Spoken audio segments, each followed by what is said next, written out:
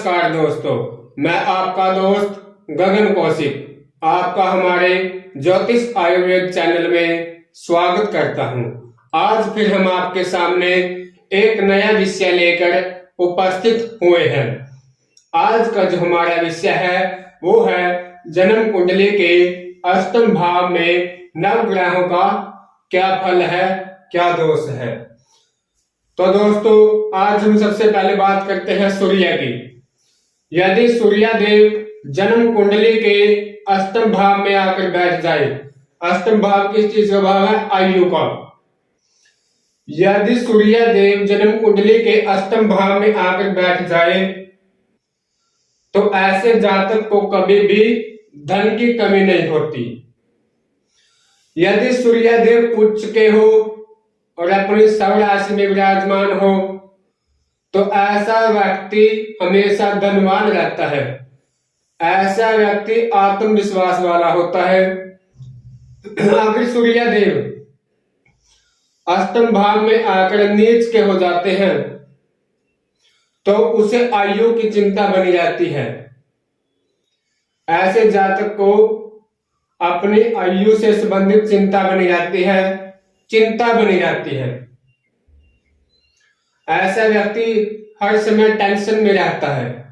उसके बाद बात करते हैं चंद्रमा की। चंद्रमा जब अष्टम भाव में आकर विराजमान हो जाता है, चाहे वो अपनी राशि उच्च में हो या चंद्रमा की अंतर्दशा चल रही हो, तो उसके धन तथा आयु की वृद्धि होती है।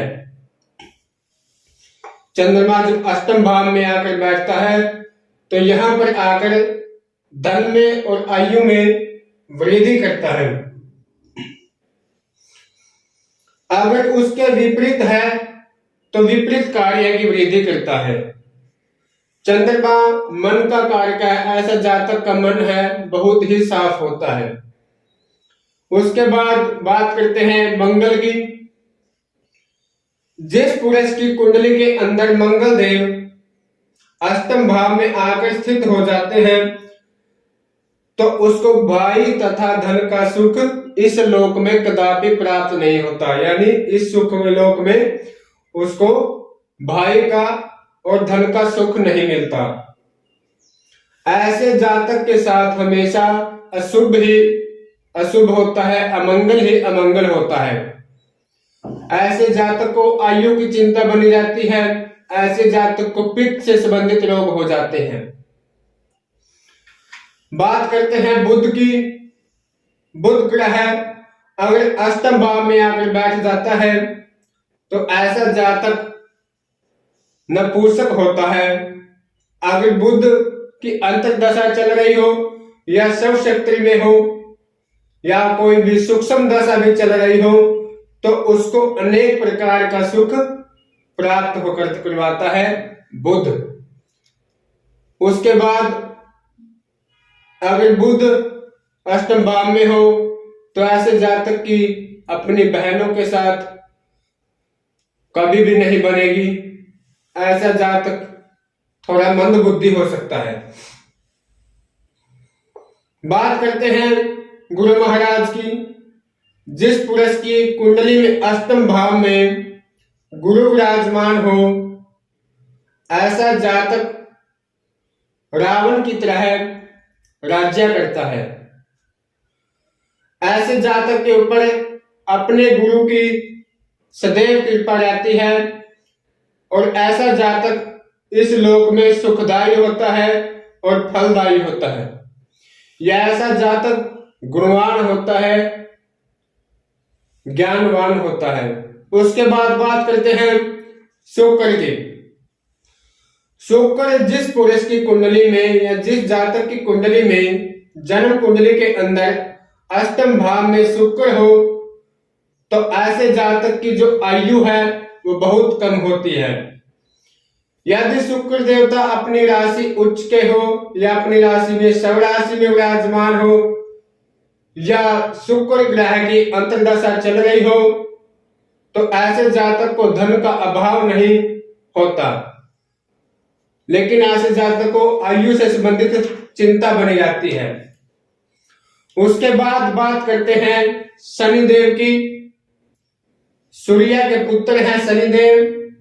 अगर अष्टम भाव में आकर बैठ जाते हैं जन्म कुंडली के, अगर शनिदेव भी अपनी स्वराशि में या उच्च राशि में आकर बैठ जाते हैं यहाँ पर, या शनिदेव अपनी दशा चला रहे हैं यहाँ पर आकर, तो ऐसे जातक को सदैव सुख ही प्राप्त होता है। ऐसा जातक राजनीतिक क्षेत्र में कार्य करने वाला होता है, अपने प्रदेश के अंदर कार्य करने वाला होता है। अगर शनिदेव नीच राशि में विराजमान हो तो इसके विपरीत योग देते हैं, सुख देते हैं अपनी। अगर शनिदेव उच्च के हैं तो ऐसे जातक उच्च पदवी का विराजमान होता है, किसी नगर में सरपंच बन सकता है, एमएलए मंत्री, ऐसे जातक की जन्म कुंडली में योग शनिदेव बनाते हैं। बात करते हैं राहु की। राहु अगर अष्टम भाव में आकर बैठ जाता है, अष्टम भाव आयु का होता है, मृत्यु का होता है। कितनी आयु भाव में जब राहु विराजमान होकर बैठ जाता है तो ऐसे जातक को मृत्यु का सस्या रहता है, मृत्यु का डर सा बना रहता है ऐसे जातक के मन में। अगर राहु की दशा या सूक्ष्म दशा भी चल रही हो तो ऐसे जातक के साथ, वैसे तो राहु देवता यहाँ पर विराजमान होकर सर्वत्र मंगल ही मंगल करते हैं, अगर उच्च के हैं या नीच के हैं तो उसके बाद विपरीत फल देते हैं राहु। राहु यहाँ पर आकर मति भ्रम भी कर देते हैं, ऐसा जातक भ्रम में रहता है, मन में डर बना रहता है। बात करते हैं केतु की। अगर केतु देवता भी अष्टम भाव में विराजमान हो तो ऐसे जातक को दिन रात अपनी आयु की चिंता होती है।